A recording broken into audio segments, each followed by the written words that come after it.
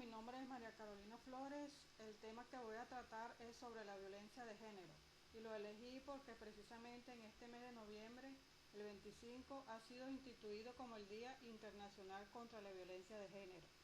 Comienzo con señalar que la violencia de género es un problema social complejo de relaciones de poder ejercido en distintas formas, expresiones y manifestaciones. Refleja un rostro multiforme que está alcanzando niveles cada vez más alarmantes que amenazan con debilitar vínculos, empobrecer las relaciones, degradar valores, romper el orden social, imponer el malestar y destruir la convivencia humana, imponiéndose como una forma de cultura dominante. No es de extrañar entonces que la Organización Mundial de la Salud afirme que la violencia se ha convertido en un problema crítico de salud pública. La violencia es una expresión extrema de ejercicio de poder, privilegio y control sobre los demás, lo que quiere decir que forma parte de las relaciones de poder.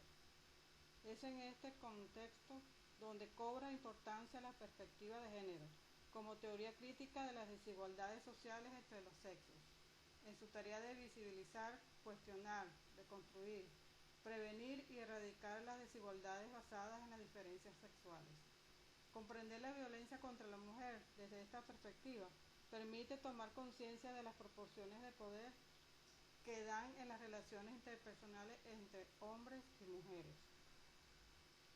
Todas las mujeres somos víctimas potenciales del maltrato y la violencia basada en género, pues en todas las sociedades ha pervivido la desigualdad entre los sexos. Además, las distintas formas de violencia contra las mujeres son tácticas de control con el objetivo de mantener y reproducir el poder patriarcal, donde las mujeres, para someternos y descalificarnos, y ante ese poder que se nos niega el goce, disfrute y ejercicio de nuestros derechos. Por eso debe constituirse el Estado como garante de los derechos humanos, en particular aprobando más leyes que desarrollen las previsiones constitucionales. La violencia de género es la ejercida contra las mujeres por su condición de mujer. Se entiende así la violencia hacia las mujeres como parte de un abuso de la fuerza y el poder ejercido por los hombres, con fines de dominio, control y sometimiento, e incluye distintas expresiones: física, psíquica, sexual, económica y social, en contra de las mujeres, niñas, jóvenes y ancianas. Contrario a lo esperado, es en el hogar donde la mujer está más expuesta a ser víctima de violencia, siendo su pareja el autor de la mayoría de los actos violentos. A ese hecho se denomina violencia doméstica y es la forma más común de violencia contra las mujeres.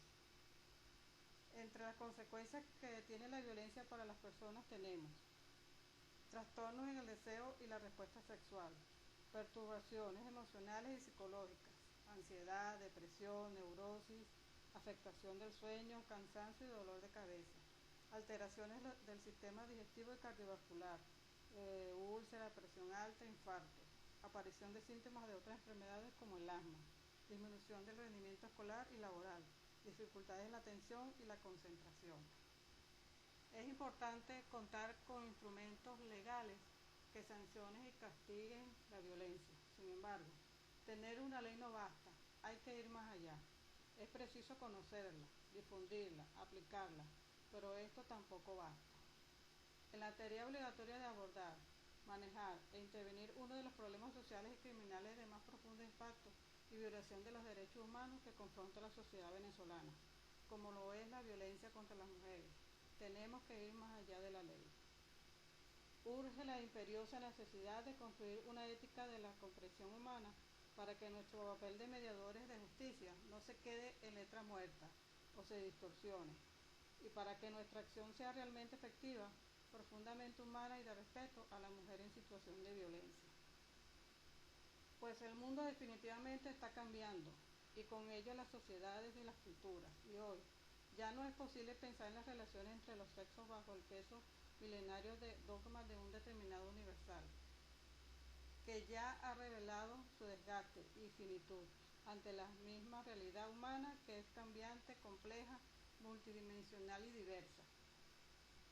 Se trata de represarnos y relacionarnos mujeres y varones en una nueva cultura ética democrática que pasa por repensarse cada quien desde su propia subjetividad, su propia ideología de género, su propia experiencia de vida, para inaugurar otras formas de relacionarnos varones y mujeres, más humanas, éticas, equitativas e igualitarias, sobre todo más amorosas y comprensivas, de convivencia y comprensión humana.